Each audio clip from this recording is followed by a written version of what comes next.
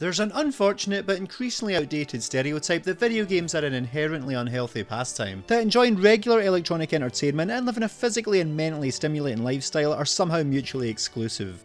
These views, however, appear to be dying out as games become a more widely recognised, appreciated part of popular culture and society, from the game BAFTAs to the ever-expanding world of esports. Increased technological mobility has particularly integrated gaming into our daily lives, as well as more convenient ways to organise and track exercise regimens. You're probably within 6 degrees of separation of someone who incessantly counts their daily steps via an app.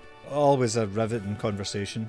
The Pokémon franchise has long since promoted a healthy, active lifestyle, even before it was incorporated into smart devices. Of course, creator Satoshi Tajiri's energetic formative years were the impetus for the series.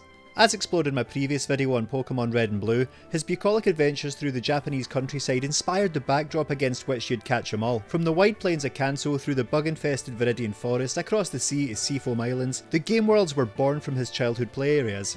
That youthful nostalgia still permeates our increasingly digital world through the games, probably none more so than Pokémon Go, the augmented reality app that took the world by storm upon launch in 2016. Initially based on developer Niantic's pre-existing AR game Ingress, players walk around in real life, the local area represented as a GPS-based map on their phone, and discover wild Pokémon to catch in order to fill the Pokédex. They can also acquire items from Pokéstops, centred on real-world landmarks, and visit gyms where they can battle Pokémon left by trainers from other teams in order to claim it for their own side. Along with the rest of the world, I found it pretty addictive to begin with. I once took a 10-minute detour on my way home one night because a Houndour had appeared outside a nearby abandoned church, as though luring me into a goddamn scene from The Omen.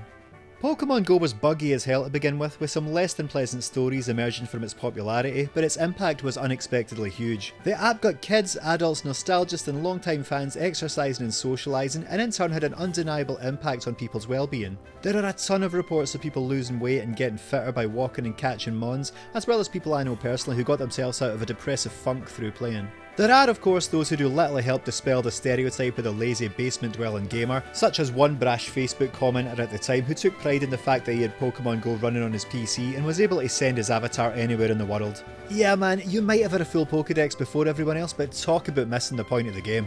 While its number of average users might have dropped considerably in the years since, for a brief bright time, Pokémon Go brought the phenomenon back into the mainstream light.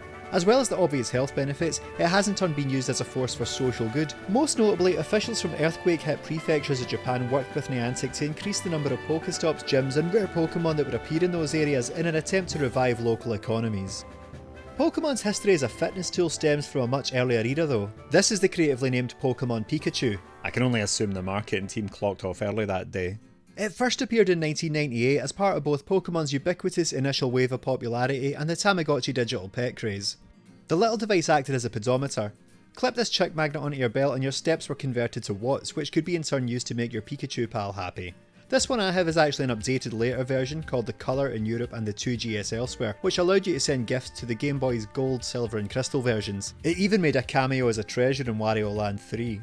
I had one when I was a kid, but got reacquainted with the little guy after finding a new one on eBay a few years ago, clipping him to my belt before work and consciously keeping my shirt pulled down in front of my colleagues. I found him to be a petulant wee rat though. Even though I try to bribe him with watts, he tends to just look away as the on-screen message brands me a meanie. Well screw you Pikachu. There honestly isn't a great deal of fun to be had with the electric mouse, at least not at my age. But the Pokemon Pikachu is a nifty little piece of ephemera that represents two trends from the 90s, an era of remarkable development in gaming and cult pop culture. Its spiritual successor, the Pokéwalker, followed almost 10 years later alongside the release of the DS remakes Heart Gold and Soul Silver. This little Pokéball themed gadget allowed you to transfer a Pokémon from the game to carry around with you. This time steps would grant your buddy experience points and you could actually find wild creatures and items to transfer to the main games depending on how far you walked.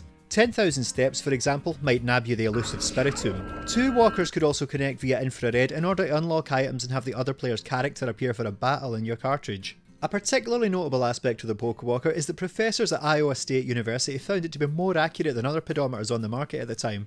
Understandably, it went on to influence the Wii Fit meter, a step tracker used with Wii Fit U. On that note, Pokemon's desire to inspire physical activity is one shared by its parent company, Nintendo. Walking around with your 3DS earned you play coins, the revolutionary Wii got players from all demographics engaging with video games in more energetic ways, and more recently, Ring Fit Adventure became one of the best-selling games on the Switch, thanks in no small part to everyone being stuck at home during the C word. For as much as they define many a childhood with electronic stimulation, Nintendo have never wanted you to spend too much time sitting on your arse.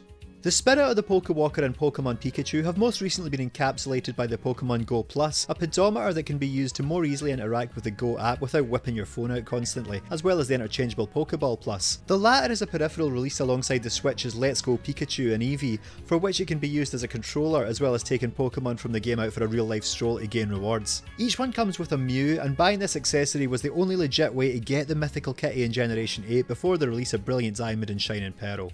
Make of that what you will. With Go seeing ongoing updates and events, be it community days, raids, or an ever-growing roster of monsters being unveiled, and the Pokémon Company evidently still intent on incorporating exercise peripherals into the main games, even if there is a shady money-grubbing side to it, it seems that Pokémon has the potential to be a vehicle for personal and social betterment for some time to come.